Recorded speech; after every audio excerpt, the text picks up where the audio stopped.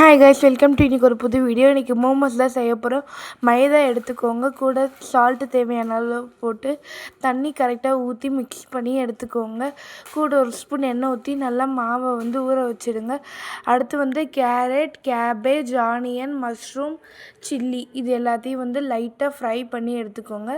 கூட salt, ginger garlic paste போட்டுக்கோங்க, கார்னுமே போட்டுக்கோங்க.